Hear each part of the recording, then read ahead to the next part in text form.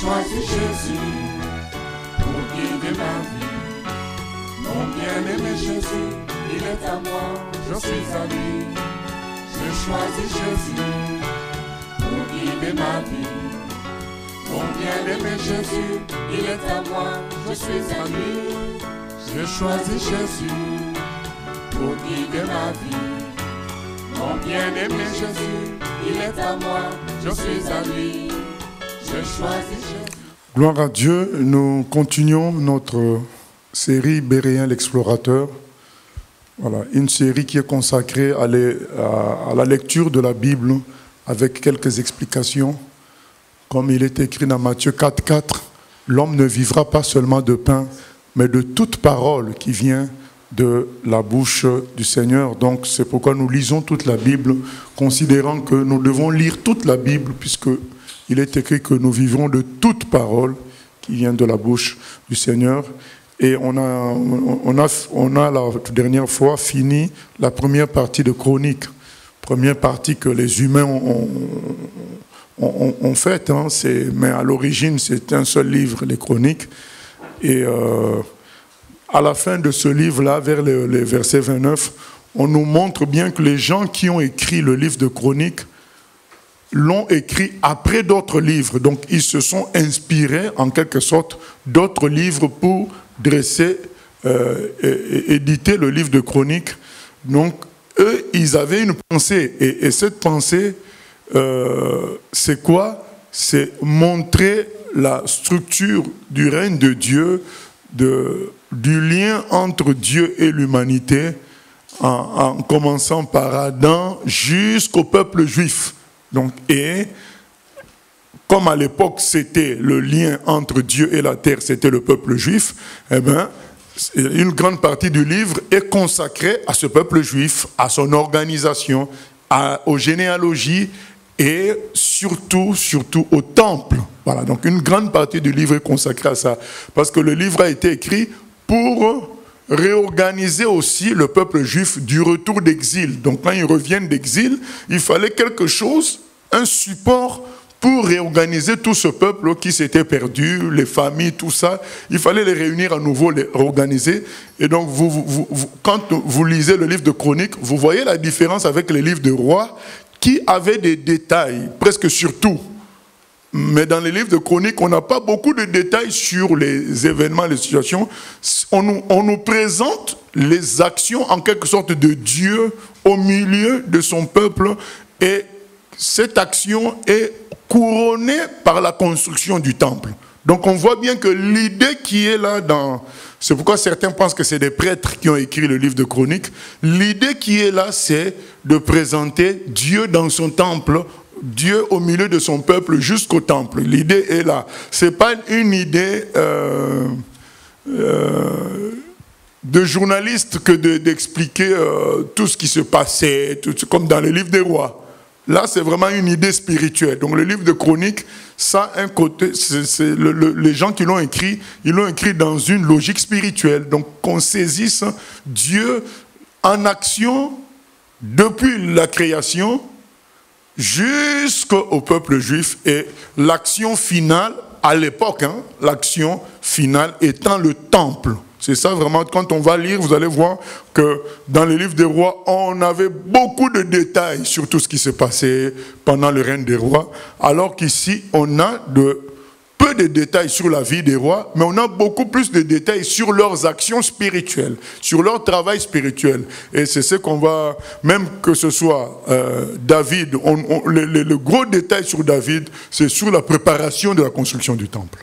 C'est ce qu'on a retrouvé. Et on va maintenant aborder Salomon. Ça sera consacré à la construction du temple.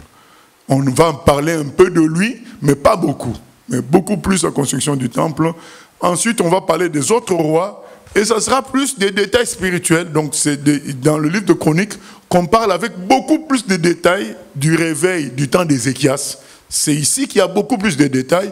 Et du réveil du temps de Josias. Donc, c'est un livre spirituel. Ça a pour but même si tous les livres de la Bible sont spirituels, hein, mais là, particulièrement, fait dans le but de montrer l'action divine sur terre, et cette action qui vient se cristalliser autour du peuple juif. Voilà, donc c'est ça. Et finalement, ayant pour sommet le temple. Voilà, c'est ça, le livre des Chroniques. Ce petit résumé nous permet de bien comprendre tout ce qu'on va faire là dans ce livre en continuant.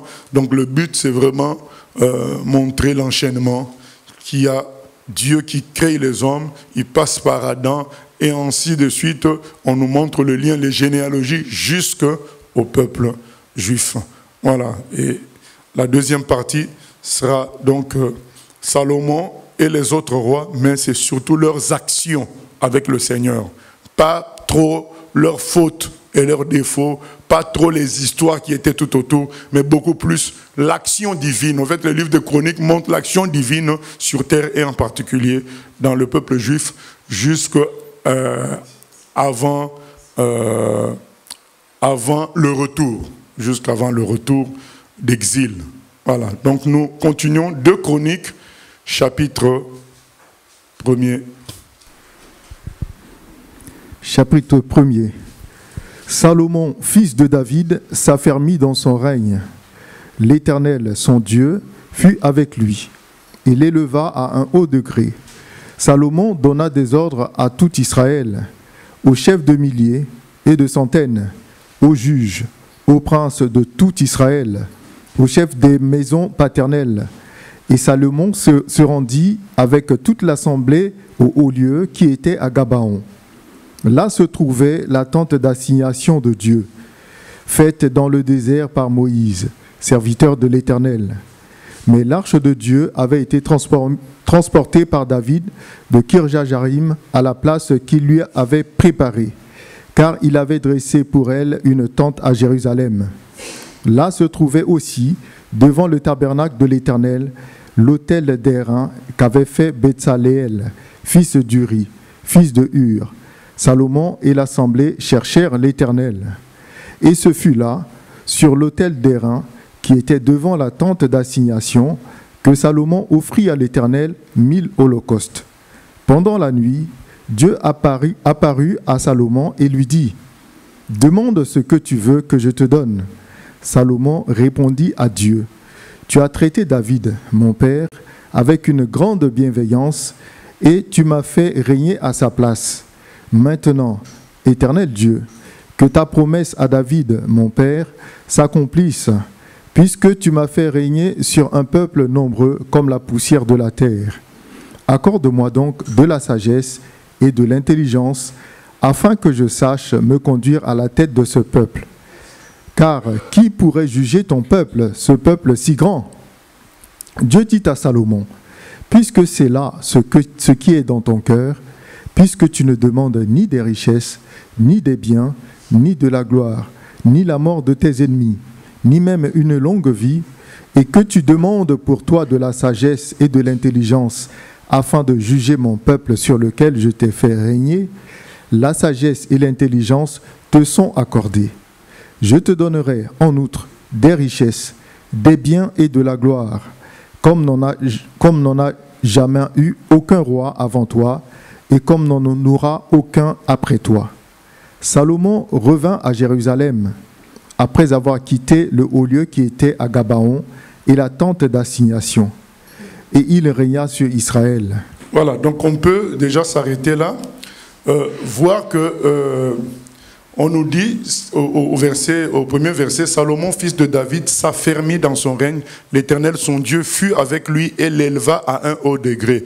Et donc tous les historiens, tous les lecteurs de la Bible sont d'accord pour dire que le sommet, la gloire d'Israël, c'est du temps de Salomon. C'est vraiment là que Israël est connu dans le monde entier. Israël est brillant, c'est du temps de Salomon. Pourquoi ? Parce que Salomon a déjà trouvé quelqu'un qui avait bâti jusqu'à un niveau. Et lui, il vient rajouter après. Et on en avait longuement parlé la dernière fois. C'est que le problème, c'est qu'on a du mal à concrétiser la notion d'héritage.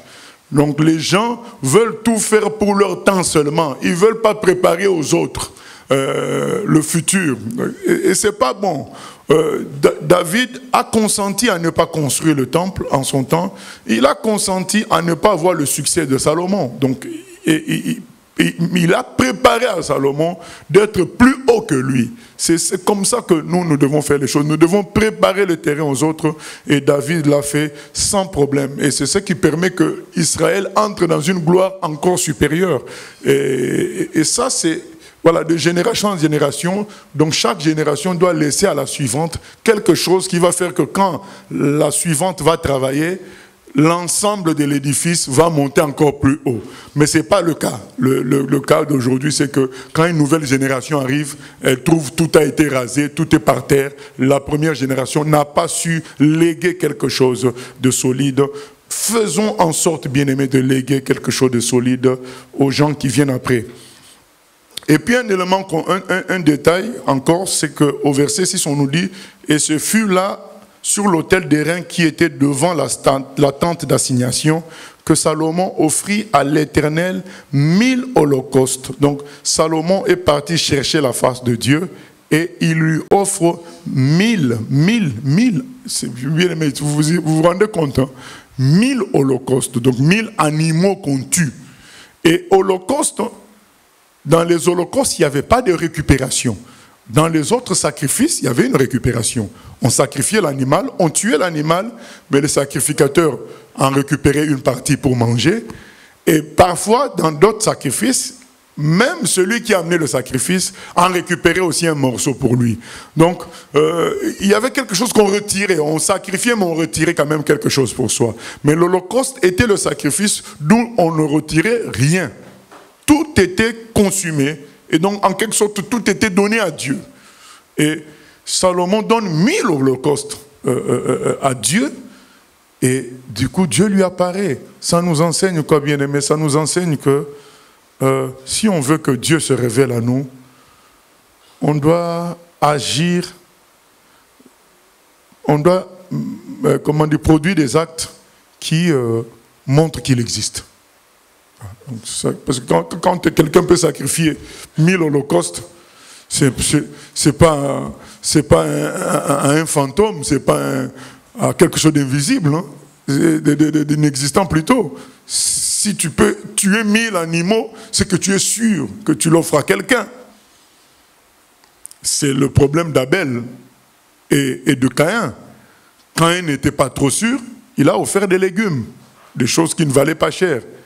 Mais Abel était très sûr que Dieu existait. C'est pourquoi il lui offre la plus belle bête de son troupeau, puisqu'il sait qu'il existe dans sa grandeur, dans sa royauté. Et on connaît l'histoire d'Abel et Caïn, c'est que Dieu se manifeste à Abel, il se révèle, il montre. Donc quand Abel fait le sacrifice, Dieu répond. Alors que quand Caïn fait le sacrifice, il n'y a pas de réponse. Donc on réalise que Dieu répond lorsqu'on le prend au sérieux. Ça ne veut pas dire que c'est celui qui donnera le plus de choses à Dieu qui verra Dieu. Non, c'est celui qui fera les actes, les prières qui montrent vraiment que Dieu existe.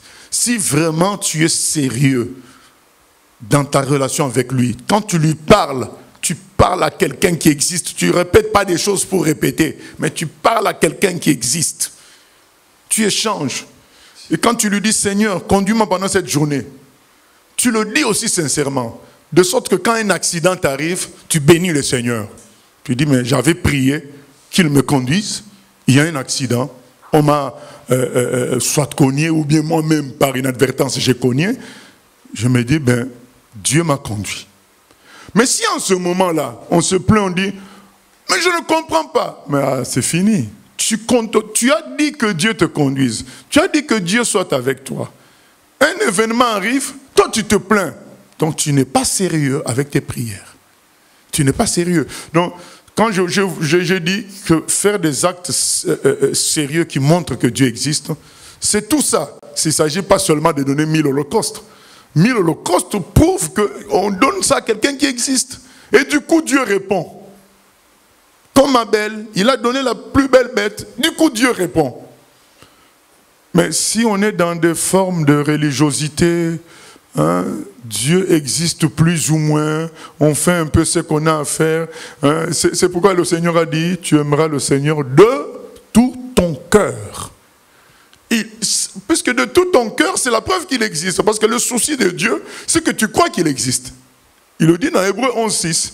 Or, sans la foi, il est impossible d'être agréable à Dieu. Celui qui s'approche de Dieu doit croire que Dieu existe. Voilà ce qui est écrit. Il doit croire que Dieu existe. Donc, mais comment tu montres que Dieu existe? Par ta façon de faire, ça montre que non, mais tu sais vraiment qu'il existe. Tu sais vraiment qu'il est là. Et il répond. Voilà, c'est à chacun d'être inspiré pour que dans sa relation avec Dieu, il exprime le fait qu'il existe. Parce que Dieu nous inspire. Mais moi, le conseil minimal, c'est quand on prie, qu'on soit sérieux avec notre prière, qu'on réalise qu'on parle à lui. Voilà, ça c'est déjà beaucoup. Et le reste, c'est aussi, lorsque des événements négatifs arrivent, qu'on sache répondre par la parole de Dieu. C'est la preuve qu'on croit que Dieu existe. Donc c'est le prendre au sérieux. Salomon l'a pris au sérieux, Dieu a répondu. Et nous voyons aussi Salomon qui demande quoi? Qui demande la sagesse pour pouvoir faire la mission divine. Voilà, la sagesse pour faire la mission divine, ce qui plaît beaucoup à Dieu. Donc il veut accomplir sa mission comme il faut. Et Dieu dit, mais moi je t'ai demandé ce que tu veux. Donc le Seigneur lui a demandé, tu veux quoi? Mais toi tu demandes quelque chose, en quelque sorte, pour me faire du bien à moi, Dieu. Non seulement je te donne la chose, mais je te donne plus que ça. Je te donne même ce que tu n'as pas demandé. Ça nous rappelle, cherchez d'abord le royaume des cieux et vous aurez le reste. Mais nous sommes têtus. Nous continuons toujours à chercher le reste.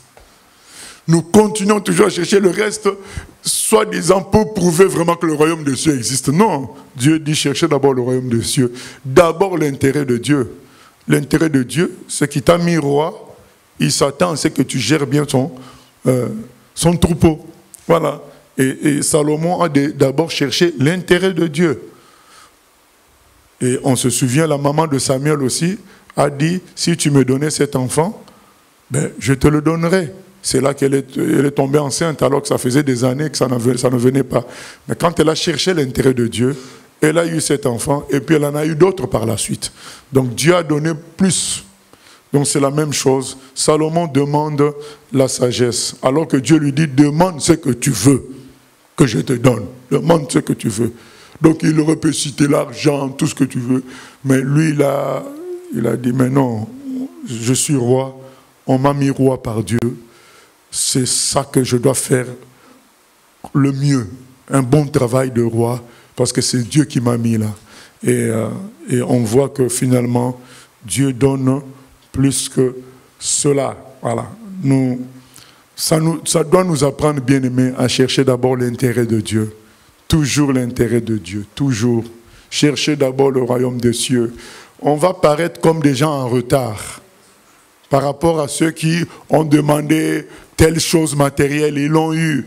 Tels ont demandé une maison, ils l'ont eu. Ils ont demandé la voiture, ils l'ont eu. Mais nous qui demandons les choses pour plaire à Dieu, ça peut nous mettre comme en retard, selon le monde, mais on sera hyper bénis. Soyons sûrs de cela.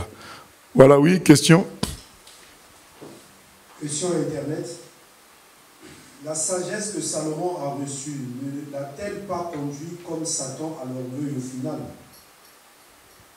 Non, mais nous sommes nous-mêmes responsables de tomber dans cet orgueil. Ce n'est pas la faute de la sagesse. C'est que quand Dieu nous fait des bénédictions de grâce, c'est à nous de savoir lui rendre grâce, savoir l'adorer, l'honorer lui.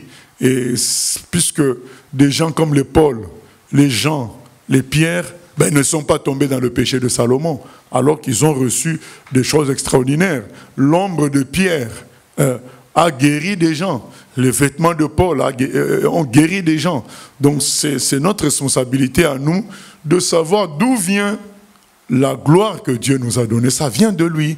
À nous de lui rendre gloire. C'est comme ça qu'on évite de tomber. Voilà. Mais Dieu est immensément glorieux, infini dans sa bonté. Il va nous donner de bonnes choses. À nous de savoir retourner l'adoration et la louange à Dieu. Voilà, nous continuons. Verset 14. Verset 14. Salomon rassembla des chars et de la cavalerie. Il avait 1400 chars et 12 000 cavaliers, qu'il plaça dans les villes où il tenait ses chars et à Jérusalem près du roi. Le roi rendit l'argent et l'or aussi communs à Jérusalem que les pierres, et les cèdres aussi communs que les sycomores qui croissent dans la plaine. C'était de l'Égypte que Salomon tirait ses chevaux. Une caravane de marchands du roi allait les chercher par troupes à un prix fixe. On faisait monter et sortir d'Égypte un char pour 600 cycles d'argent et un cheval pour 150 cycles. Il en emmenait de même avec eux pour tous les rois des Étiens et pour tous les rois de Syrie. Voilà, donc nous voyons la gloire de Salomon qui est tellement glorieux que l'or devient quelque chose de banal dans le pays. Donc ça circule. Et ça c'est quoi? Ça c'est la puissance de Dieu. Dieu lui dit, tu as demandé la sagesse, mais moi je vais te donner plus. Il dit que je te donnerai en outre des richesses de biens et de la gloire, comme n'en a jamais eu aucun roi avant toi, et comme n'en aura aucun après toi. Voilà, donc tellement de gloire et de richesse que dans le pays, l'or devient quelque chose de banal. Et tellement de gloire qu'il commence à importer des chevaux des grands pays, Égypte, Syrie. Donc lui, un petit pays comme ça, il importe des chevaux de là-bas. Il y avait une très grande gloire, une telle gloire aussi, bon, peut-être on va lire ça après, mais qu'il n'y a jamais eu de guerre. C'est exceptionnel. Nous vivons des temps, ces temps-là, c'était des temps où pratiquement tous les 5 ans, il y avait une guerre. Et là, quelqu'un fait 40 ans sans guerre. Ça, la gloire de Dieu. Moi, l'histoire de Salomon est pour moi une des histoires les plus formidables de la manifestation de la gloire de Dieu. C'est-à-dire que sans armes, sans être étincelant, soi-même par la taille ou bien par une force quelconque, mais rien qu'avec la sagesse de Salomon et la grâce de Dieu, le pays, lui, brille, étincelle. La sagesse. Aujourd'hui, combien de gens ne négligent-ils pas la sagesse? On veut une puissance pour guérir, pour faire des délivrances, pour faire ceci. Mais Salomon, c'est la sagesse. Mais une sagesse qui est un don de Dieu. On voit vraiment que Dieu peut agir tantôt d'une manière, tantôt d'une autre. Mais tant que c'est lui qui fait, la gloire accompagne. Donc, bien-aimés, ne nous laissons pas avoir par la gloire que Dieu manifeste chez quelqu'un d'autre. Et on veut à tout prix que pour nous aussi ça soit de la même manière. Non. Chez toi, ça va passer par une autre façon de faire. Mais comme ça vient de Dieu, tu verras aussi la gloire. Tu verras la gloire. Ça, c'est un des problèmes qu'on retrouve dans le corps de Christ. Où on ne comprend pas que nous avons des rôles différents. Tous veulent avoir le même rôle de la personne qui a comme le succès. Non. Avec ce qu'on fait, Dieu va manifester sa gloire. Avec l'autre, il a manifesté sa gloire par un don A, mais avec nous, ça sera par un don B. Mais c'est le même Dieu. Donc on voit que Salomon, sans faire la guerre, il vit en paix. 40 ans, sans faire la guerre, mais par la gloire de Dieu, il vit en paix. Voilà. Donc, alors que David a eu la gloire en frappant un homme, Goliath. Mais Salomon, sans frapper, il a rendu un jugement juste. Eh bien, cette sagesse-là a impressionné tout le monde. Les gens maintenant venaient pour écouter quelqu'un parler, donner des conseils. C'est ça qui a rendu un pays célèbre. Mais en réalité, qui est derrière tout ça? C'est l'Éternel. Alors, bien-aimé, ce que Dieu t'a donné, il peut s'en servir pour manifester sa gloire. Tu n'as pas besoin de copier quelqu'un d'autre ou de jalouser quelqu'un d'autre. Ce que tu as, c'est ça qui est bon. Va plus loin avec Dieu dans ta communion avec ce que tu as, il fera de grandes choses. Il a dit à Gédéon, va avec la force que tu as. N'est-ce pas, je t'ai dit que je serai avec toi? Voilà. Le plus important, c'est que lui soit avec nous. Ce n'est pas que nous fassions les choses comme celui qui a le succès aujourd'hui. Non. On fait les choses telles que Dieu le veut pour nous et on verra sa gloire. Prenons le risque de faire confiance en Dieu et nous verrons sa gloire. Nous continuons chapitre 2. Chapitre 2. Salomon ordonna que l'on bâtisse une maison au nom de l'Éternel et une maison royale pour lui.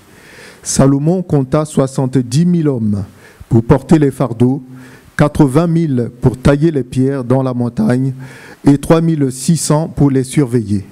Salomon envoya dire à Huram, roi de Tyr, « Fais pour moi comme tu as fait pour David, mon père, à qui tu as envoyé des cèdres afin qu'il se bâtisse une maison d'habitation. Voici, j'élève une maison au nom de l'Éternel, mon Dieu, pour la lui consacrer, pour brûler devant lui le parfum odoriférant, pour présenter continuellement les pains de proposition et pour offrir les holocaustes du matin et du soir, des sabbats, des nouvelles lunes et des fêtes de l'Éternel, notre Dieu, suivant une loi perpétuelle pour Israël. La maison que je vais bâtir doit être grande, car notre Dieu est plus grand que tous les dieux. Mais qui a le pouvoir de lui bâtir une maison, puisque les cieux et les cieux des cieux ne peuvent le contenir? Et qui suis-je pour lui bâtir une maison, si ce n'est pour faire brûler des parfums devant lui? Envoie-moi donc un homme habile pour les ouvrages en or, en argent, en airain et en fer, en étoffe teinte, en pourpre, en cramoisi et en bleu, et connaissant la sculpture, afin qu'il travaille avec les hommes habiles qui sont auprès de moi en Juda et à Jérusalem, et que David, mon père, a choisi. Envoie-moi aussi du Liban des bois de cèdre, de cyprès et de santal, car je sais que tes serviteurs s'entendent à couper les bois du Liban. Voici, mes serviteurs seront avec les tiens. Que l'on me prépare du bois en abondance, car la maison que je vais bâtir sera grande et magnifique. Je donnerai à tes serviteurs qui couperont, qui abattront les bois, 20 000 mesures de froment foulé, 20 000 mesures d'orge, 20 000 battes de vin et 20 000 battes d'huile. Huram, roi de Tyr, répondit dans une lettre qu'il envoya à Salomon. C'est parce que l'Éternel aime son peuple qu'il t'a établi roi sur eux. Huram dit encore, « Béni soit l'Éternel, le Dieu d'Israël, qui a fait les cieux et la terre, et de ce qu'il a donné au roi David un fils sage, prudent et intelligent, qui va bâtir une maison à l'Éternel et une maison royale pour lui. Je t'envoie donc un homme habile et intelligent, Huram-Abi, fils d'une femme d'entre les filles de Dan, et d'un père tyrien. Il est habile pour les ouvrages en or, en argent, en airain et en fer, en pierre et en bois, en étoffe teinte en pourpre et en bleu, en étoffe de byssus et de carmin, et pour toute espèce de sculpture et d'objet d'art qu'on lui donne à exécuter. Il travaillera avec tes hommes habiles et avec les hommes habiles de mon Seigneur David, ton père. Maintenant, que mon Seigneur envoie à ses serviteurs le froment, l'orge, l'huile et le vin dont il a parlé. Et nous couperons des bois du Liban, autant que tu en auras besoin. Nous te les expédierons par la mer en radeau jusqu'à Jaffo, et tu les feras monter à Jérusalem. Salomon compta tous les étrangers qui étaient dans le pays d'Israël et dont le dénombrement avait été fait par David, son père. On en trouva 153 600. Et il en prit 70 000 pour porter les fardeaux, 80 000 pour tailler les pierres dans la montagne et 3 600 pour surveiller et faire travailler le peuple. Salomon commença à bâtir la maison de l'État. Donc on peut s'arrêter là. Donc le chapitre 2, c'est Salomon qui cherche des moyens pour bâtir la maison du Seigneur et il demande l'aide du roi de Tyr, Huram, qui lui envoie un homme pour l'aider. Et il y a un troc qui se fait entre de l'huile que Salomon envoie, le froment, et puis les autres lui envoient des bois précieux. Voilà, donc Salomon est en train de tout faire pour bâtir une maison magnifique au Seigneur. Bien-aimé, souvenons-nous, Salomon c'est qui? Salomon c'est le fils de David. Et c'est la même chose avec l'autre fils de David, qui est Jésus, qui fait tout pour bâtir à son Père une maison, voilà, qui est l'Église, une maison magnifique, voilà, sans tache ni ride. Donc c'est le parallèle. La prophétie sur le fils de David concernait Salomon, mais un autre aussi, puisqu'on parlait d'un autre, de ce fils-là, par rapport aussi aux temps à venir. Donc il y avait deux fils, il y avait Salomon et il y avait aussi Jésus. Et Jésus, en tant que fils de David, lui aussi, il construit le temple de Dieu, que nous sommes individuellement et que nous sommes aussi en groupe, la maison, comme on avait lu la fois dernière, dans 1 Pierre 2, 4 à 5, la maison spirituelle que nous composons. Mais nous voyons que l'idée qui est là, c'est que ça soit magnifique. Ça soit magnifique. Et pour nous, chrétiens, ce qui est magnifique, c'est ce qui est propre. C'est ce qui est saint. C'est pas c'est pas le bâtiment extraordinaire, mais c'est la nature du chrétien. Tous les chrétiens, une église qui fonctionne dans l'amour, la sainteté, c'est ça qui est magnifique aux yeux de Dieu. Et c'est ce que Jésus bâtit avec nous. Mais on comprend qu'il y a un effort à faire, il y a un travail à faire, et c'est ce que Salomon fait, il travaille, donc il veut que les choses se passent bien, et dans l'église aussi, il y a du travail à faire, donc il ne faut pas croire que les choses viendront toujours d'elles-mêmes, il y a une part des choses qui viennent d'elles-mêmes, il y a des choses que nous devons rechercher, nous aussi, pour que le tout soit bon. Nous continuons chapitre 3. Salomon commença à bâtir la maison de l'Éternel à Jérusalem, sur la montagne de Morija, qui avait été indiquée à David, son père, dans le lieu préparé par David sur l'aire d'Ornan, le Jébusien. Il commença à bâtir le 2e jour du 2e mois de la 4e année de son règne. Voici sur quel fondement Salomon bâtit la maison de Dieu. La longueur en coudées de l'ancienne mesure était de 60 coudées et la largeur de 20 coudées.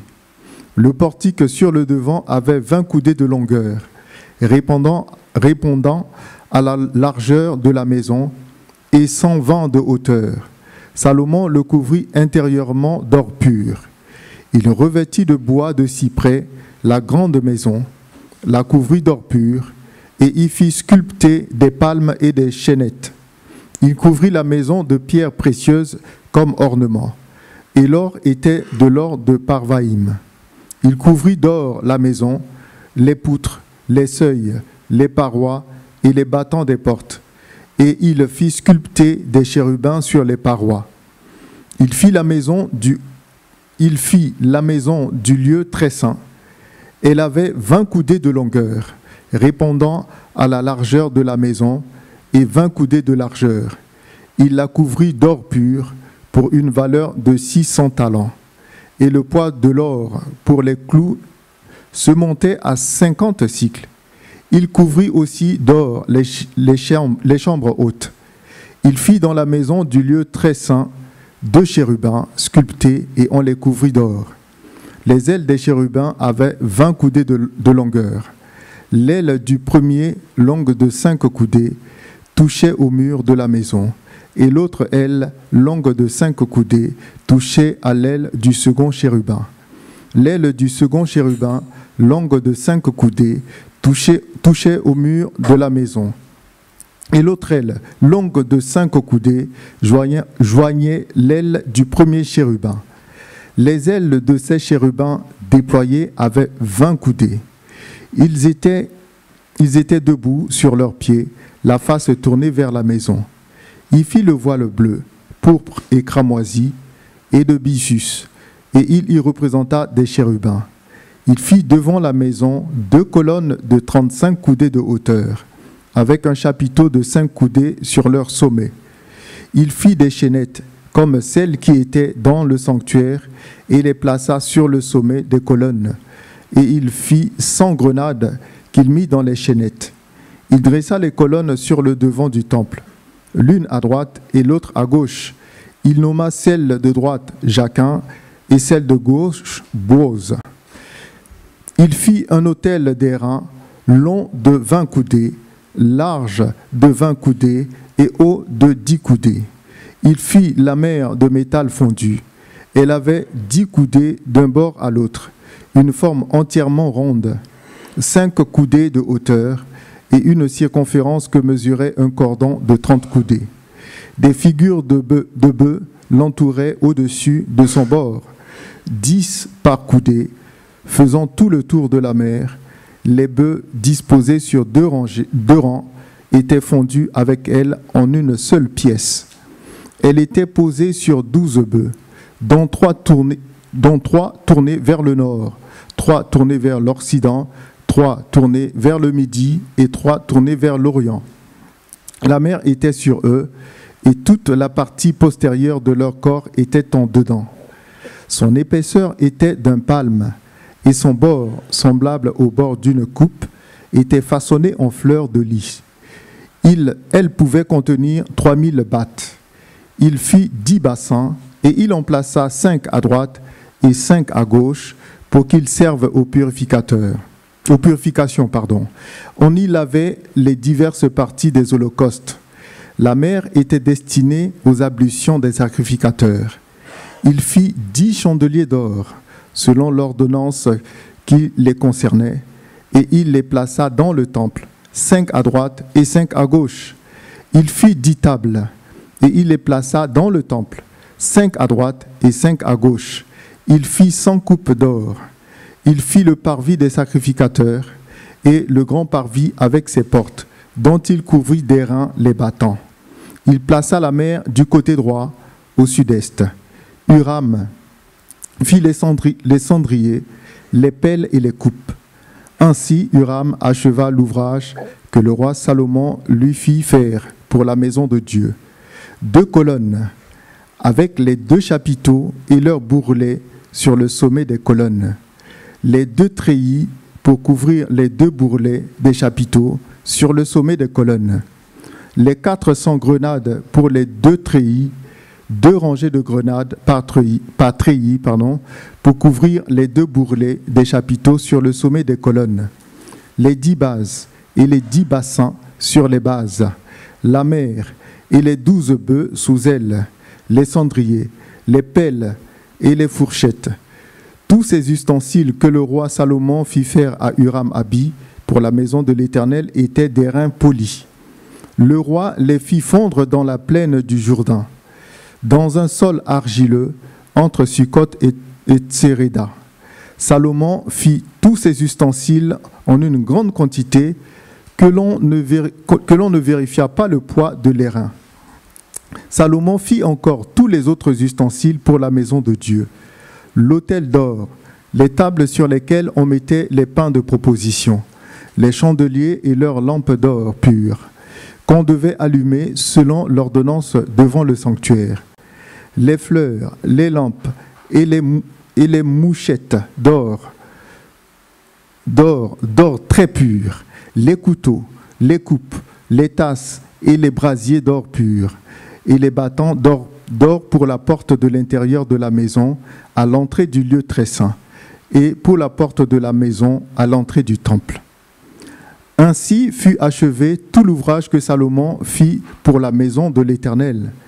Puis il apporta l'argent, l'or et tous les ustensiles que David, son père, avait consacrés, et il les mit dans les trésors de la maison de Dieu. Voilà, donc quelle gloire, bien-aimée. Donc quand on lit toute cette description de la beauté des choses qui sont fabriquées pour servir dans le temple de Dieu, c'est pour nous aujourd'hui, ça symbolise la gloire de Dieu. Donc on voit, à leur époque c'était physique, mais pour nous c'est spirituel. Il y a la gloire de Dieu qui doit être au milieu des enfants de Dieu. Gloire de Dieu par l'amour, par la paix, par la confiance, par la foi, par la guérison. Il doit y avoir la gloire de Dieu. Et la constance, la force. Donc on doit voir ça. Et eux, c'était tout ça. Ça montre comment la maison de Dieu était excellente. Et c'est l'image de chaque chrétien, c'est l'image de l'Église. Mais bien sûr,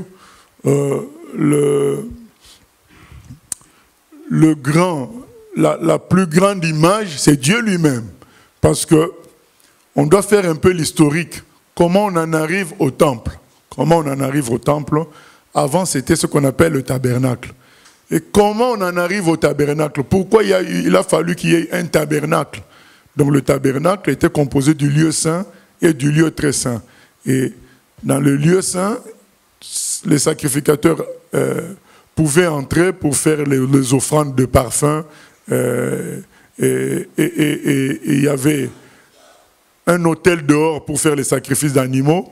Et dans le lieu très saint, c'est seul le souverain sacrificateur qui y entrait une fois par an, le jour du Yom Kippour, pour demander le pardon des péchés de tout le peuple en entrant avec le sang de l'animal qu'il aurait déjà sacrifié. Et pourquoi le tabernacle a été fait? Le tabernacle a été fait pour permettre que Dieu soit présent au milieu de son peuple. Parce qu'il y a eu des incidents qui ont fait dire à Dieu qu'il ne peut pas habiter au milieu de ce peuple au cou raide. Un peuple méchant. Il ne peut pas habiter. Alors, pour résoudre ce problème-là, il fallait faire le tabernacle pour pouvoir faire des sacrifices, pour couvrir les péchés du peuple. C'est ce qui permettait à la présence de Dieu d'être au milieu du peuple. Donc, on comprend le but du tabernacle. Donc, quand le temple vient, le temple, donc, c'est le tabernacle en dur, donc en glorieux, humainement parlant. Donc, le but, c'est que Dieu demeure au milieu de son peuple à travers les sacrifices. Donc c'est ça le but du temple. Après tout, c'est la présence de Dieu qui est recherchée là. Que Dieu soit présent au milieu de son peuple. Maintenant, quand Jésus-Christ vient lui-même physiquement, c'est lui le temple. Il a dit, détruisez ce temple, je le construirai en 3 jours. Et après, Jean explique qu'il parlait de son corps. Voilà. Donc c'est Jésus-Christ qui est la présence de Dieu sur terre quand il vient. Donc la présence de Dieu était concentrée en lui. Voilà, c'est ce qui est écrit. Quand lui avait la plénitude de la divinité, c'était en lui. Et c'était lui le temple parfait de Dieu, c'était Jésus. Voilà. Maintenant, après Jésus, ça devient chaque chrétien qui devient une sorte de petit temple de Dieu. Vous êtes le temple. Donc comme Paul dit dans 1 Corinthiens 3,16 et dans 1 Corinthiens 6 aussi, il dit nous sommes le temple de Dieu. Donc puisque Jésus n'est plus là, maintenant Dieu habite dans le chrétien par son esprit. Et après l'ère chrétienne, qu'est-ce qui va se passer? Il n'y aura plus, dans Apocalypse 21, il n'y a plus de temple. Pourquoi? Parce que Dieu habite lui-même au milieu de son peuple. Dieu est l'agneau, dont l'apôtre Jean dit, il n'y avait pas de temple. Puisque au ciel, on sera saint, pur. Dieu pourra maintenant accomplir ce qu'il n'avait pas pu faire, ce qui n'avait pas pu se faire du temps d'Exode, où il ne pouvait pas habiter au milieu de son peuple, parce que son peuple était compliqué, mauvais. Maintenant, en Apocalypse, il n'y a plus de temple, puisque Dieu peut lui-même habiter au milieu de son peuple, parce que son peuple est purifié par le sang de l'agneau, et à jamais bon, à jamais correct. C'est pourquoi Jean dit, je ne vois plus de temple. Donc ce rappel est très important pour comprendre l'importance du temple. Le temple, c'est là où Dieu est. Donc c'est le symbole de cela, puisque Dieu ne pouvait pas habiter au milieu de son peuple à cause des péchés. Maintenant, lui, aujourd'hui, il arrive à habiter au milieu de nous à cause du sang de Jésus qui peut purifier nos péchés. C'est ce qui permet à Dieu d'habiter en nous, chacun individuellement, et en nous tous quand on est réunis en maison spirituelle. Dieu habite au milieu de nous, puisqu'il y a le sang de Jésus qui efface nos péchés. À l'époque, c'était le sang des animaux qui permettait tous les sacrifices qui se faisaient au temple, ça permettait à ce que Dieu soit là. Voilà. Donc c'est ça le but du temple. Donc le temple a une importance capitale, puisque c'est là où Dieu doit être. S'il n'y a pas de temple, il n'y a pas Dieu non plus. Donc c'est pourquoi on voit le livre de Chroniques se concentrer sur le temple. Et quand vous lisez les premiers livres, donc à partir de Moïse, à partir d'Exode, là-bas aussi, ça se concentre sur le temple, ça se concentre sur le sacrifice, ça se concentre sur le tabernacle. C'est la même chose parce que le plus important sur cette terre, c'est la présence de Dieu. C'est Dieu qui fait tout. Donc comment faire pour qu'il soit là? Ben, il fallait un tabernacle, on fait les sacrifices. Voilà. Et comment faire pour que Dieu soit là? Abel a fait un sacrifice. Dieu était là maintenant, était là. Il a répondu. C'est la même chose. Donc là, le temple, c'est vraiment le centre. Et Salomon bâtit ça au regard de ce qu'il peut se représenter de Dieu. Dieu est glorieux. Alors, physiquement, Salomon bâtit le temple de Dieu d'une manière très, très, très, très magnifique, très, très belle. Et aujourd'hui, nous, ce n'est pas la beauté physique qui est requise pour nous, c'est la beauté spirituelle si nous voulons que Dieu habite au milieu de nous. Et bien aimé, quand on lit tout ça, on se dit, mais nous les chrétiens, on a loupé beaucoup de choses. Parce qu'au milieu de nous, il y a des querelles, des divisions, tout ça. Quand vous lisez ça, vous voyez, mais si on doit transposer ça spirituellement, nous devons changer, bien aimé. Nous devons changer. Nous devons devenir moins incisifs que ça. Nous devons être indulgents. Nous devons être bons, tout simplement. Nous devons être corrects. Nous devons être simples. Nous devons être glorieux spirituellement pour que Dieu habite au milieu de nous. Nous pardonnant les uns aux autres. Si Jésus pouvait dire aux gens du dehors, Père, pardonne-leur, par rapport aux gens du dehors, Père, pardonne-leur, parce qu'ils savent pas ce qu'ils font, à combien de faute raison, au milieu de nous, on commence à nous, on s'attaque pour des petits détails. Et il y a quelqu'un qui a eu, un jour il était parti à l'église en Roumanie, et il voit... parce qu'il venait de la prison, lui, Richard Rembrandt, c'était Richard Rembrandt, il avait fait beaucoup d'années de prison. Mais quand il revient à l'église, ben,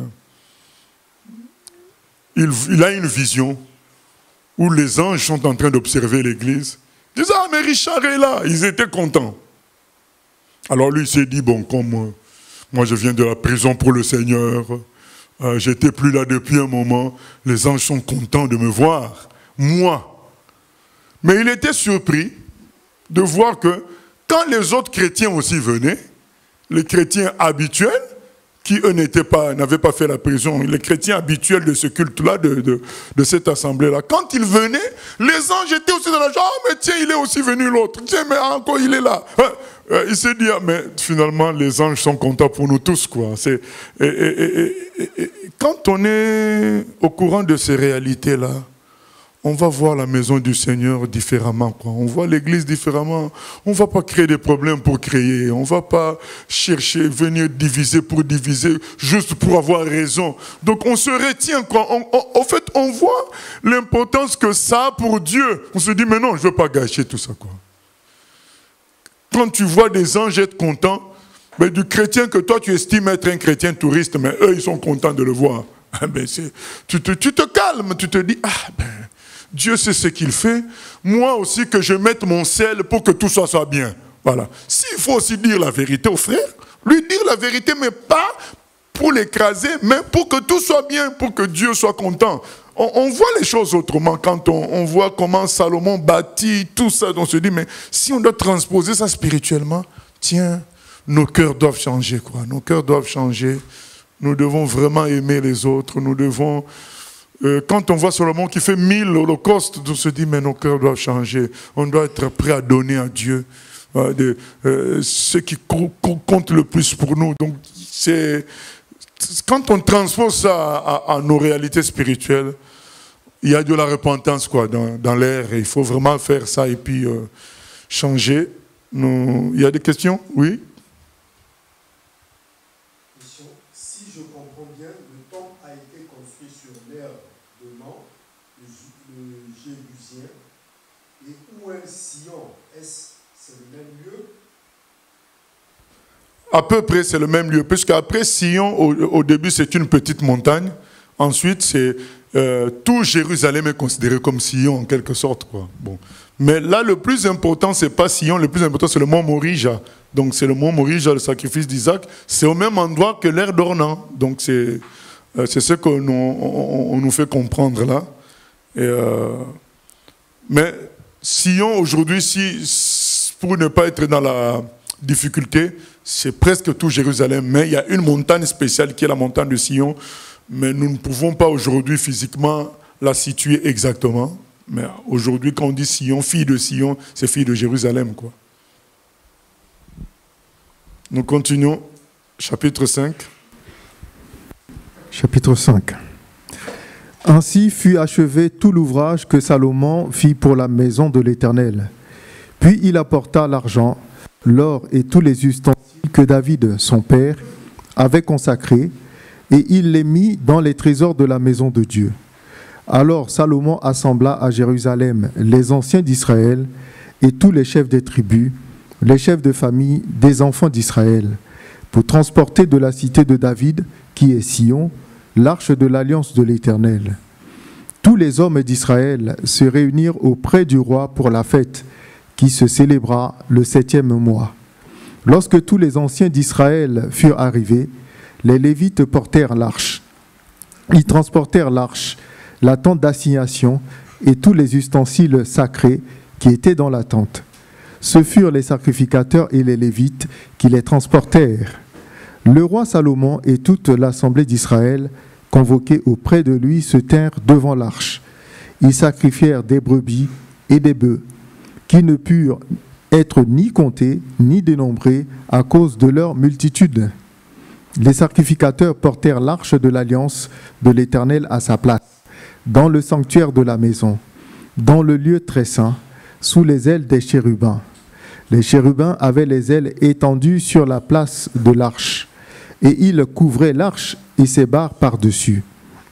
On avait donné aux barres une longueur telle que leurs extrémités se voyaient à distance de l'arche devant le sanctuaire, mais ne se voyaient point du dehors. L'arche a été là jusqu'à ce jour. Il n'y avait dans l'arche que les 2 tables que Moïse y plaça en Horeb, lorsque l'Éternel fit alliance avec les enfants d'Israël à leur sortie d'Égypte. Au moment où les sacrificateurs sortirent du lieu saint, car tous les sacrificateurs présents s'étaient sanctifiés sans observer l'ordre des classes, et tous les Lévites qui étaient chantres, Asaph, Éman, Jéduthun, leurs fils et leurs frères, revêtus de bisus, se tenaient à l'orient de l'autel avec des cymbales, des luttes et des harpes, et avaient auprès d'eux 120 sacrificateurs sonnant des trompettes. Et lorsque ceux qui sonnaient des trompettes et ceux qui chantaient, s'unissant d'un même accord pour célébrer et pour louer l'Éternel, firent retentir les trompettes, les cymbales et les autres instruments, et célébrèrent l'Éternel par ses paroles. Car il est bon, car sa miséricorde dure à toujours. En ce moment, la maison de l'Éternel fut remplie d'une nuée. Les sacrificateurs ne purent pas y rester pour faire le service à cause de la nuée, car la gloire de l'Éternel remplissait la maison de Dieu. Voilà, donc on se serait attendu à ce que la gloire de Dieu soit plutôt quelque chose qui illumine, qui met de l'éclairage. Mais là, c'est le contraire. Cette gloire-là était comme un nuage. Et du coup, ce nuage-là empêchait la lumière naturelle d'entrer. De sorte que les sacrificateurs ne voyaient plus trop bien et ils sont sortis. Donc, c'est ce que... donc, j'explique ça parce que ça peut être compliqué pour certaines personnes. Donc, les sacrificateurs ne purent pas y rester pour faire le service à cause de la nuée, car la gloire de l'Éternel remplissait la maison de Dieu. Et Salomon donne l'explication au verset suivant. Chapitre 6. Alors Salomon dit, « L'Éternel veut habiter dans l'obscurité. Et moi, j'ai bâti une maison qui sera ta demeure, un lieu où tu résideras éternellement. » Voilà, donc Salomon dit, mais tiens, comment lui il veut habiter dans l'obscurité? Qu'est-ce qu'on peut comprendre par là? On peut comprendre par là que Dieu n'a pas besoin de soutien humain, quoi. Donc il est lui-même Dieu, il est tout puissant, il n'a pas besoin de lumière humaine. Vous savez que dans le lieu très saint, il n'y avait pas de lumière humaine. C'était fermé. Mais c'est lui-même Dieu qui éclairait à travers l'arche. Donc c'est ça, il crée les ténèbres pour qu'il soit seul Dieu à l'intérieur. Et c'est ce que Salomon découvre. Il dit, mais tiens, Dieu veut habiter dans l'obscurité, c'est curieux. Non, il ne veut pas de soutien humain, il est lui-même Dieu. Ce n'est pas l'homme qui le rend Dieu, c'est lui-même qui est Dieu. Et voilà, il dit, j'ai bâti une maison qui sera ta demeure, un lieu où tu résideras éternellement. Vous savez, il y a des gens qui attaquent souvent les chrétiens en disant, ah oui, mais... surtout l'histoire du dimanche, pourquoi on peut faire des prières le dimanche, pourquoi pas le sabbat, le samedi, oui c'est surtout ça, oui mais le commandement de Dieu, quand Dieu avait dit le 7e jour, il avait dit c'est éternel, donc il crie sur le mot éternel, mais oui mais là, c'est écrit aussi là, j'ai bâti une maison qui sera ta demeure, un lieu où tu résideras éternellement, mais est-ce que Dieu est éternellement, il n'y a même plus de temple. Donc il faut comprendre, bien aimé, que ce qui est écrit parfois éternel dans l'Ancien Testament, ça reste éternel, mais sous une autre forme. C'est comme on a commencé avec le tabernacle, on arrive au temple, mais le temple c'est toujours le tabernacle, mais ce n'est plus la même forme. Et comme j'ai expliqué, quand Jésus vient, il se considère lui-même comme étant le temple. Voilà. Donc ça continue, donc il n'y a pas de coupure. Mais sauf que ça a pris une autre forme. C'est maintenant Jésus. Et donc quand les gens disent éternel et ils veulent nous figer sur le mot éternel, il faut qu'ils comprennent qu'avec Dieu, quand c'est dit éternel, ça ne veut pas dire que ça gardera la même forme. À la fin, il y aura une forme éternelle, mais dans la transition, il y a plusieurs formes, comme on l'a dit. Et après Jésus, c'est nous qu'on a appelé le temple. Individuellement. Et l'apôtre Pierre va nous appeler ensemble maison spirituelle, donc temple pour Dieu. Et quand tout ça passe, on arrive à la Nouvelle Jérusalem où il n'y a plus de temple puisque Dieu lui-même est le temple. Donc quand on dit éternellement, c'est dans cet esprit-là, mais ce n'est pas pour dire que c'est figé. Non, ce n'est pas figé. C'est éternel sans être figé. Nous continuons, verset 3. Le roi tourna son visage et bénit toute l'assemblée d'Israël. Et toute l'assemblée d'Israël était debout. Et il dit, béni soit l'Éternel, le Dieu d'Israël, qui a parlé de sa bouche à David, mon père, et qui accomplit par sa puissance ce qu'il avait déclaré en disant, depuis le jour où j'ai fait sortir mon peuple du pays d'Égypte, je n'ai point choisi de ville parmi toutes les tribus d'Israël, pour qu'on y bâtisse une maison où réside mon nom. Et je n'ai point choisi d'homme pour qu'il soit chef de mon peuple d'Israël. Mais j'ai choisi Jérusalem pour que mon nom y réside, et j'ai choisi David pour qu'il règne sur mon peuple d'Israël. David, mon père, avait l'intention de bâtir une maison au nom de l'Éternel, le Dieu d'Israël. Et l'Éternel dit à David, mon père, puisque tu as eu l'intention de bâtir une maison à mon nom, tu as bien fait d'avoir eu cette intention. Seulement, ce ne sera pas toi qui bâtiras la maison, mais ce sera ton fils, sorti de tes entrailles, qui bâtira la maison à mon nom. L'Éternel a accompli la parole qu'il avait prononcée. Je me suis élevé à la place de David, mon père, et je me suis assis sur le trône d'Israël, comme l'avait annoncé l'Éternel. Et j'ai bâti la maison au nom de l'Éternel, le Dieu d'Israël. J'y ai placé l'arche où est l'alliance de l'Éternel, l'alliance qu'il a faite avec les enfants d'Israël. Voilà, donc Salomon déclare que la prophétie s'est accomplie, que Dieu avait dit qu'il ne mettra pas de chef. Donc je n'ai pas choisi d'homme, au verset 5, pour qu'il fût le chef de mon peuple d'Israël. Mais j'ai choisi Jérusalem, ni de ville, mais finalement, il choisit Jérusalem et il choisit David. Et comme nous l'avions dit précédemment, mais David est mort. Donc comment il peut être le chef à jamais du peuple d'Israël? C'est qu'il y a un autre David, le fils de David, qui n'est pas Salomon, puisque Salomon aussi va mourir. C'est Jésus qui est appelé par Bartimée fils de David. Donc c'est ce fils-là qui devait gérer Israël à jamais. Donc le roi d'Israël. Donc c'est celui-là que les Juifs attendent, mais qui est déjà venu et qui va revenir les sauver bientôt, lorsqu'il y aura la guerre d'Armageddon. Maintenant, il dit aussi qu'il sait choisir Jérusalem. C'est vrai, bien aimé, même si Israël, c'est la terre du peuple de Dieu, mais Jérusalem occupe une place spéciale dans cette affaire-là. Donc c'est quand même spécial. Il y a un accent spécial mis sur Jérusalem parce que Dieu dit qu'il fait résider son nom. D'où tous les conflits qui tournent autour de Jérusalem, alors qu'il n'y a pas d'or, il n'y a pas de cours d'eau, il n'y a pas de richesse là-bas. Donc c'est une guerre cosmique, une guerre entre les anges et les démons sur cette ville-là.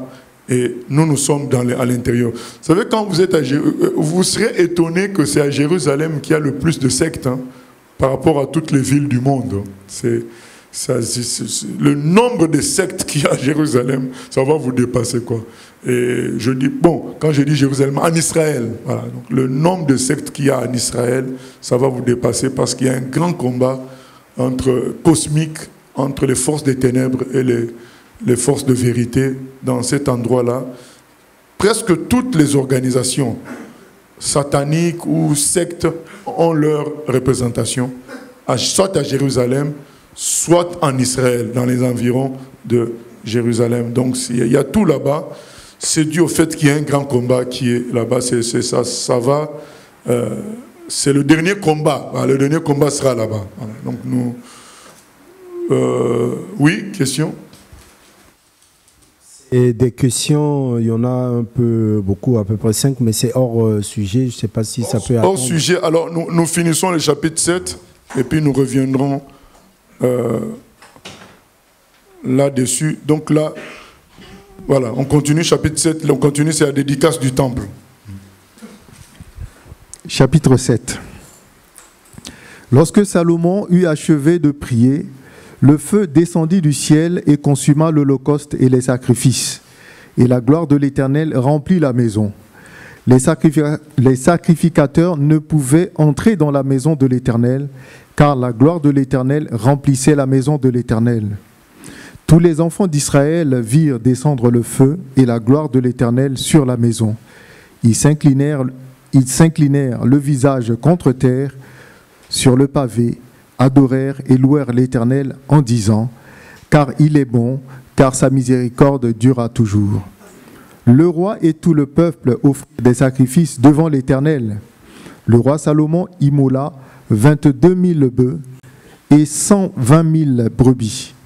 Ainsi, le roi et tout le peuple firent la dédicace de la maison de Dieu.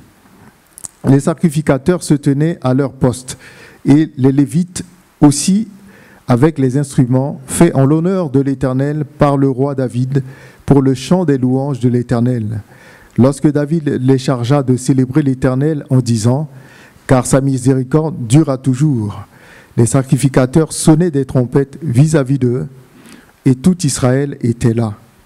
Salomon consacra le milieu du parvis qui est devant la maison de l'Éternel, car il offrit là les holocaustes et les graisses des sacrifices d'action de grâce, parce que l'autel d'airain qu'avait fait Salomon ne pouvait contenir les holocaustes, les offrandes et les graisses. Salomon célébra la fête en ce temps-là pendant 7 jours, et tout Israël avec lui. Une grande multitude était venue depuis les environs de Hamath jusqu'au torrent d'Égypte. Le 8e jour, ils eurent une assemblée solennelle, car ils firent la dédicace de l'autel pendant 7 jours, et la fête pendant 7 jours. Le 23e jour du 7e mois, Salomon renvoya dans ses tentes le peuple joyeux et content pour le bien que l'Éternel avait fait à David, à Salomon et à Israël, son peuple. Voilà, gloire à Dieu, c'est des moments où on a envie d'être, quoi. C'est extraordinaire, la dédicace du temple, les chants, le fameux « Louer l'Éternel, car il est bon, car sa miséricorde dure à toujours ». Ça, cette phrase-là, ça veut tout dire, quoi. C'est pour nous notre salut, car sa miséricorde durera toujours. Nous te louons. David dit cela dans le psaume 130. 130. Le pardon se trouve en toi afin qu'on te craigne. Bien-aimé, la meilleure façon de réaliser la grandeur de Dieu, de le craindre, c'est quand on se souvient qu'il nous a pardonné. Alors, je ne dis pas que c'est tout le temps comme ça que ça nous arrive. Il y a aussi les cieux, tout ce qu'on regarde qui nous impressionne, ça nous permet de montrer la grandeur de Dieu. Mais il y a des dimensions dans tout. Et la plus grande dimension de notre adoration et reconnaissance envers Dieu, c'est le pardon. C'est-à-dire que quelqu'un qui devait te tuer, et il te pardonne. C'est ça qui a rendu Paul fou. Il n'a pas compris qu'avec tout ce qu'il avait fait contre l'Église, que Jésus lui dise, mais je te pardonne et je fais de toi mon serviteur. C'est ça qui a transformé complètement Paul. C'est pourquoi nous avons besoin de réaliser ça. Le cadeau que constitue le pardon de Dieu envers nous. Que le Seigneur nous aide. C'est ça ma prière. Parce que quand tu réalises ça, ton cœur change. Il est rempli de reconnaissance et tu sers Dieu à fond parce que, voilà, tu te dis, mais j'étais perdu, quoi. Il m'a sauvé. Le pardon se trouve en toi afin que t'en craignes. Quand quelqu'un a été pardonné, il respecte celui qui l'a pardonné. Mais on peut être impressionné par tout ce qu'il a fait. On voit les gens finissent par la rébellion quand même. Mais quand on se sait pardonner, c'est différent. C'est pourquoi le Seigneur, alors qu'avec Adam, il était impressionnant, ça a conduit quand même à ce qu'Adam chute, avec nous, il se révèle à nous par le salut. Il nous sauve, et afin que ce salut, ce pardon, crée la vraie crainte de son nom, alors qu'Adam n'avait pas besoin de salut. Il s'est retrouvé bien directement et il a résisté à Dieu. Alors Dieu a changé de méthode. Maintenant, il nous sauve d'abord. On réalise qu'on était perdu. La délivrance produit en nous une reconnaissance qui nous permet d'être fidèles à son nom. Et Salomon, ils ont chanté, ils ont sacrifié. Est-ce que vous vous rendez compte? 22 000 bœufs. 22 000. 22 000. 120 000 brebis. Il faut quelle étendue. 120 000 brebis, 22 000. Il faut quelle organisation pour gérer tout ça. C'était donc le sang coulait à flot. Alors, vous vous rendez compte que tous ces sacrifices sont liés au fait quoi? On recommence encore. Pour que Dieu habite au milieu de son peuple, il fallait les sacrifices à cause du péché des humains. Donc maintenant, on réalise ce qu'une goutte du sang de Jésus vaut. Parce que, regardez ce que Jésus remplace. Il remplace tout ça. 120 000 brebis dont on fait couler le sang. 22 000 bœufs dont on fait couler le sang. Mais lui, son sang, vous savez, il n'a pas coulé à flot non plus. Donc, voilà, ça a coulé un peu. Et ça lave toute l'humanité. Hein, c'est pourquoi j'aime l'un des chants qu'on chante. Ni l'or ni l'argent ne pourraient acheter une goutte de sang de l'agneau de Dieu. Il est précieux. Une goutte de sang de Jésus. Ça vaut plus que tous ces sangs-là de brebis. C'était nécessaire pour que Dieu soit là. Et d'ailleurs, on voit, finalement, on continue. Il répond, verset 11, je l'ai dit au début, à chaque fois que quelqu'un manifeste que Dieu existe, Dieu répond. Quand vous sacrifiez 22 000 bœufs, vous ne sacrifiez pas ça n'importe comment, donc vous considérez vraiment qu'il existe. Et il répond, verset 11.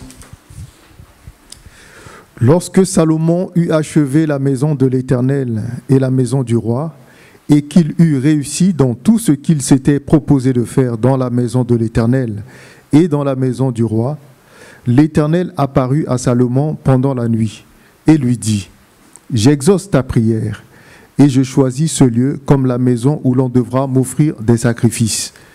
Quand je fermerai le ciel et qu'il n'y aura point de pluie, quand j'ordonnerai aux sauterelles de consumer le pays, quand j'enverrai la peste parmi mon peuple, si mon peuple sur qui est invoqué mon nom s'humilie, prie et cherche ma face, et s'il se détourne de ses mauvaises voies, je l'exaucerai des cieux.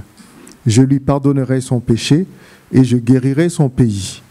Mes yeux seront ouverts désormais et mes oreilles seront attentives à la prière faite en ce lieu. Maintenant, je choisis et je sanctifie cette maison pour que mon nom y réside à jamais. Et j'aurai toujours là mes yeux et mon cœur. Et toi, si tu marches en ma présence comme a marché David ton père, faisant tout ce que je t'ai commandé, et si tu observes mes lois et mes ordonnances, j'affermirai ton trône, le trône de ton royaume, comme je l'ai promis à David ton père, en disant, tu ne manqueras jamais d'un successeur qui règne en Israël. Mais si vous vous détournez, si vous abandonnez mes lois et mes ordonnances que je vous ai prescrites, et si vous allez servir d'autres dieux et vous prosterner devant eux, je vous arracherai de mon pays que je vous ai donné. Je rejetterai loin de moi cette maison que j'ai consacrée à mon nom, et j'en ferai un sujet de sarcasme et de raillerie parmi tous les peuples. Et si haut placé, qu'ait été cette maison, quiconque passera près d'elle sera dans l'étonnement et dira, pourquoi l'Éternel a-t-il ainsi traité ce pays et cette maison? Et l'on répondra, parce qu'ils ont abandonné l'Éternel, le Dieu de leur père, qui les a fait sortir du pays d'Égypte, parce qu'ils se sont attachés à d'autres dieux, se sont prosternés devant eux et les ont servis. Voilà pourquoi il a fait venir sur eux tous ces maux. Ah, voilà, bien aimé, c'est triste. Hein? Donc Dieu dit que j'ai choisi d'habiter ici. Mais attention, attention, si vous n'obéissez pas à ma parole, bien aimé, nous revenons toujours à la parole. Vous savez, on a beau faire des exploits, bâtir des choses, réunir 10 000 personnes, 100 000, 1 million. Le jour où on commence à sortir de la parole de Dieu, Dieu aussi sort. C'est que personne ne se laisse emporter par les exploits de Dieu. Les exploits de Dieu, c'est très bien, mais la parole de Dieu, c'est le sommet. La vérité de Dieu, c'est le sommet. La nature divine, c'est ça le plus important. Et Dieu dit, je choisis d'habiter au point que si quelqu'un vient prier ici, j'exaucerai. Et il dit même, je pardonnerai. Donc on connaît le fameux passage de 2 Chroniques 7, 14, ainsi mon peuple sur qui est invoqué mon nom, ainsi de suite. Et ailleurs, il dit même des étrangers qui viendront prier là, pas de problème. J'exaucerai même les étrangers dans d'autres textes, je crois dans les livres des rois. Donc on voit l'importance de ce lieu-là. Mais tant que vous obéissez à la parole de Dieu. Voilà. Le lieu en lui-même, c'est pas grand-chose. C'est la présence de Dieu dans le lieu qui compte. Après, ça fait que le lieu devient important. Puisque toutes les prières y seront exaucées. Et pour nous, aujourd'hui, le lieu là, c'est qui? C'est Jésus. En Jésus, toutes les prières sont exaucées. Tout est oui et amen. 2 Corinthiens, chapitre 1 nous le dit. Tout est oui et amen en Jésus. Mais bien aimé, tout est oui et amen tant que nous sommes dans la logique de Dieu. Et il leur donne cet avertissement-là. Le jour où vous sortirez, ce lieu-là sera détruit. Les gens même seront étonnés. Qu'est-ce qui s'est passé? Eh bien, on leur dira parce qu'ils se sont prosternés devant des faux dieux. C'est pourquoi Dieu a fait venir le malheur sur eux. Donc on ne doit pas se vanter. D'ailleurs, c'est écrit que celui qui se croit debout prenne garde de tomber. Donc le plus important, c'est de s'humilier devant le Seigneur. Et vous connaissez la tradition, quand on voit des gens aller prier au mur de lamentation, c'est dans cette logique-là de ce qu'on a lu, si les gens s'humilient pour venir prier en ce lieu, Dieu exaucera. Et il y a des gens qui continuent cette tradition-là, ils écrivent, ils mettent dans le papier, ils mettent dans les murs. Ça se fait jusqu'aujourd'hui. même s'il n'y a plus de temple en réalité. Hein, mais le mur de lamentation, ça s'appelle le mur occidental aussi. C'est l'endroit le plus proche du lieu saint de l'ancien temple, du lieu très saint de l'ancien temple. C'est pourquoi il a une certaine importance pour les Juifs et pour les gens du monde entier qui vont mettre leurs papiers là-bas. Mais nous, aujourd'hui, nous savons qu'en Jésus, nous sommes écoutés par le Seigneur. C'est lui le véritable temple. Quand tu es en Jésus, Dieu t'écoute. Jésus dit dans Jean 14, 12, « Demandez en mon nom ». Voilà, c'est lui maintenant le temple par qui tout passe. Voilà.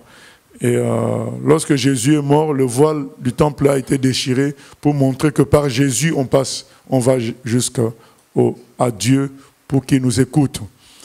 Voilà, en résumé, aujourd'hui, on a vu la sagesse de Salomon, comment, avec la sagesse, Dieu a manifesté sa gloire. On a vu l'importance de la maison de Dieu, du temple du Seigneur. Et on a vu aussi que dans ce temple-là, à la fin, là, Dieu nous écoute quand on est dans ce temple-là. Quand on est là, on prie, il exauce. Et aujourd'hui, pour nous, ce temple, c'est Jésus. Donc quand on est en Jésus-Christ, quand on rappelle à Dieu l'œuvre de Christ à la croix, il nous écoute et nous exauce. Et on a vu aussi le fait que nous devons rester dans la vérité de sa parole. Sinon, le Seigneur aussi nous rejette. Donc, sans compter tout ce qu'on a vu en détail, le fait que la maison du Seigneur était magnifique, ça nous appelle à bâtir nos relations d'une manière parfaite, parce que c'est nous maintenant qui formons la maison du Seigneur. Il faut qu'on bâtisse nos relations d'une manière parfaite. Il faut qu'on serve le Seigneur à fond comme ceux qui ont construit ce temple. Bien aimé, il ne faut pas vouloir que tout se fasse par une force positive, naturelle, qui viendrait sur nous. Non, je ne pense pas que les gens qui taillaient les pierres et se sentaient tout le temps bien. Et parfois, ils étaient fatigués, mais ils se disaient c'est pour l'éternel. Donc, l'œuvre de Dieu, on ne doit pas le servir parce que tout est bon, parce que tout concorde, tout marche bien, je suis en bonne santé. C'est pourquoi non. On peut être aussi dans une sorte de difficulté, même des difficultés à prier, mais servir Dieu parce que cela est juste et bon. Voilà, donc je vais chercher sa face jusqu'à ce qu'il se révèle à moi. Donc même si, à la base, je me suis réveillé avec une certaine amertume, mais moi je cherche la face de Dieu parce que cela est juste et bon. Donc nous ne devons pas servir Dieu avec négligence. Salomon a construit le temple avec assiduité, avec un souci de grande perfection. Donc travaillons pour le Seigneur aussi à fond, à 100%. Au nom de Jésus. Nous allons écouter les questions. Première question. Dans la Bible, il n'y a pas le mot Yom Kippour. Est-ce une équivalence des temps modernes? Ah non, c'est juste la langue. Ou c'est un mot hébreu? C'est un mot hébreu. Yom, ça veut dire jour. Donc, dans la Bible, c'est écrit jour des expiations. Donc, si tu lis ça en hébreu, tu vas lire Yom Kippour. Deuxième question. L'antisémitisme est-il réel ou un mythe politique tel qu'on le connaît aujourd'hui? Est-il un ensemble d'actes haineux, vérifiables et prophétisés dans la Bible, ou est-ce juste un mythe politique orchestré par les puissants lobbies juifs pour se barricader et éviter qu'on les critique comme tout le monde?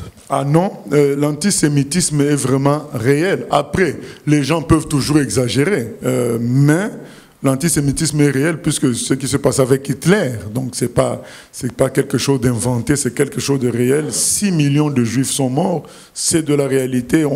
Quand vous allez en Israël, il y a le monument qu'on appelle Yad Vashem, où vous allez voir tout ce qui, puisqu'on a retrouvé le nom de beaucoup d'entre eux, et les images, les photos, tout est vrai. Vous voyez l'histoire de tout ça. Mais il faut comprendre, bien aimé, qu'il n'y a pas que les 6 millions de Juifs, l'histoire d'Hitler. Mais il y a eu des pogroms contre les Juifs en Russie, en Europe de l'Est, au Maghreb, dans presque, sauf même en Espagne, dans les années 900. après Jésus-Christ. Il y a eu 600 000 Juifs, je crois, à l'époque, qui ont dû quitter l'Espagne à pied. Donc, c'est des choses qui se sont répétées dans l'histoire. Même Luther a combattu les Juifs. Donc, les Juifs ont toujours été combattus, maltraités, mis à l'écart, mis au banc de la société. D'ailleurs, c'est pourquoi, comme ils étaient interdits dans la plupart des pays d'être dans l'armée et dans la fonction publique, c'est pourquoi ils se sont concentrés sur les métiers manuels. Couture, bijouterie, tout ça, parce qu'on leur interdisait tous les postes étatiques, de fonction publique dans tous les pays où ils étaient. Et du coup, il leur restait tailleurs, bijoutiers, ainsi de suite. Et bien, malgré tout, ils se sont enrichis dans ça. Il leur restait ça, les études, la science, voilà, là où on leur fermait pas la porte. Donc, c'est de tout temps, c'est la guerre cosmique, comme dont j'ai parlé, entre les forces des ténèbres et les forces de vérité, Dieu et les forces des ténèbres. Le peuple de Dieu, c'est Israël, et les forces des ténèbres veulent éliminer ça pour éliminer le plan de Dieu sur la terre. Mais c'est vraiment une réalité, comment dire, on connaît tous les colibés que les Juifs subissent dans le monde entier, mais ce sont des réalités. Ce sont des réalités. Et voilà. Je ne sais pas si la réponse a été bonne, mais je pourrais citer beaucoup d'autres exemples. En lisant le livre de Josué, je constate que les territoires échus aux 7 tribus sont toujours tirés au sort. Pourquoi au sort? Pour montrer une certaine, peut-être, impartialité de Dieu. Donc c'est cela. Mais il faut comprendre, même dans l'Acte des Apôtres, on a tiré au sort pour trouver quel disciple entre Matthias et l'autre.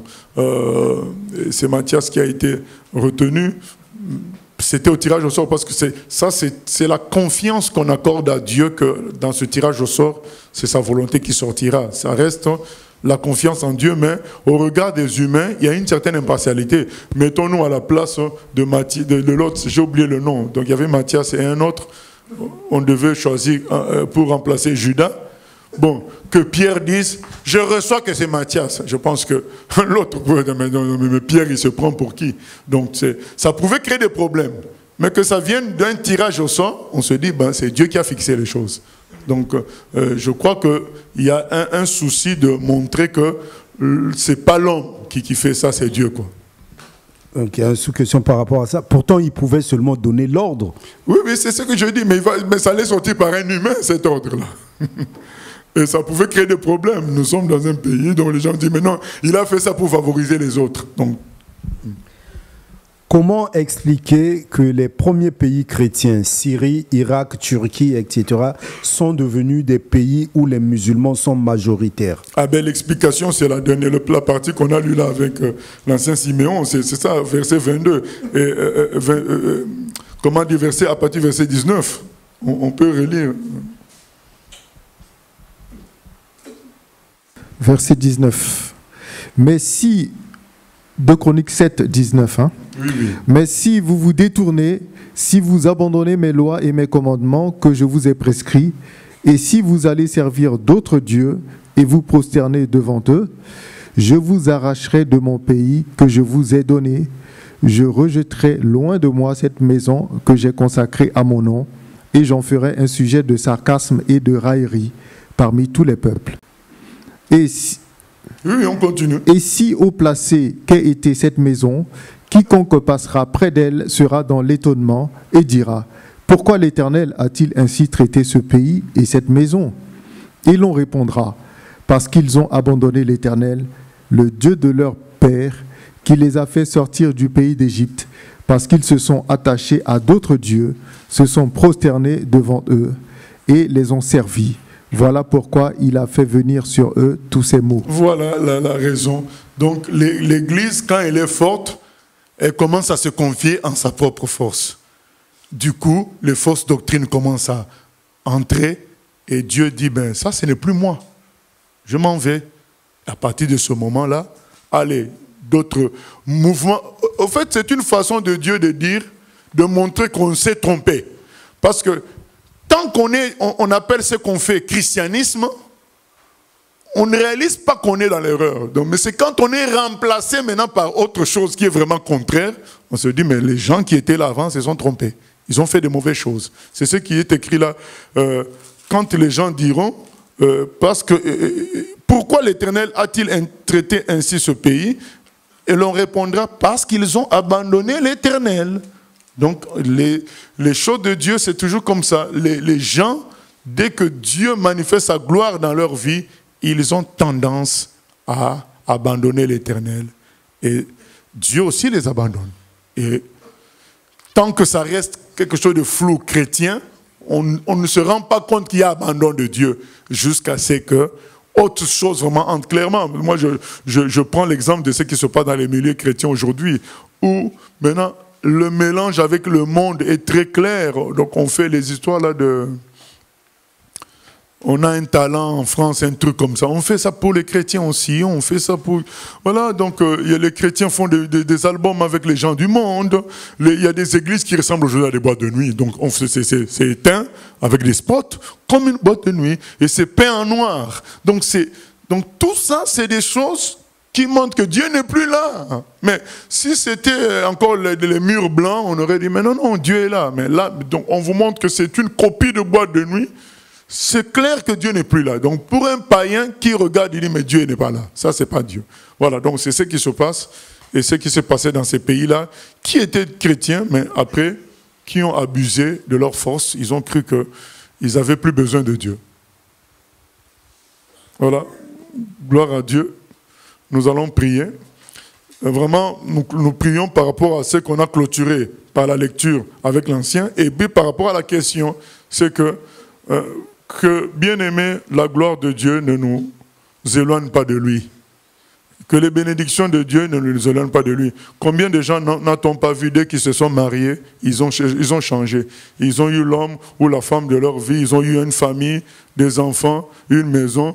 Maintenant, Dieu, c'est à 5e position. Hein. Voilà, donc on voit ça jusqu'aujourd'hui. Donc dès que l'homme a une certaine gloire, même une bénédiction qui vient de Dieu, pourtant, eh ben, ça change tout. Et c'est pas bon. Et après, petit à petit, Dieu s'écarte. Et on va voir la désolation entrer. Donc, prions qu'on ne tombe pas dans ce piège-là, qu'on reste simple devant le Seigneur, quoi qu'il fasse pour nous. Seigneur, nous venons vraiment de réaliser ce que tu as dit à Salomon, que ce temple-là, tu es là, c'est ton endroit. Et d'ailleurs, si quelqu'un vient prier là, il est exaucé automatiquement. Mais, si on se détourne de ta parole, si on te néglige, si on oublie que c'est toi qui es Dieu, tu vas délaisser l'endroit, de sorte qu'il y aura la désolation qui va s'installer et les gens ne reconnaîtront plus ta main dedans, Seigneur. Les gens seront étonnés de voir les malheurs qui s'abattent sur l'endroit. Oh Seigneur, nous voulons rester humbles, peu importe ce que tu feras avec nous. Nous voulons rester simples. Nous voulons te laisser toujours la première place, peu importe ce que tu feras avec nous.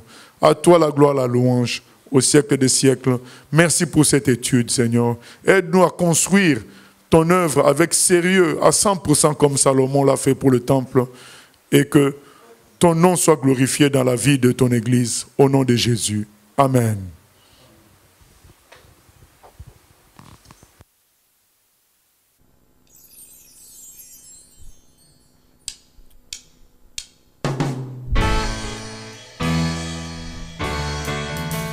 J'ai choisi Jésus pour guider ma vie.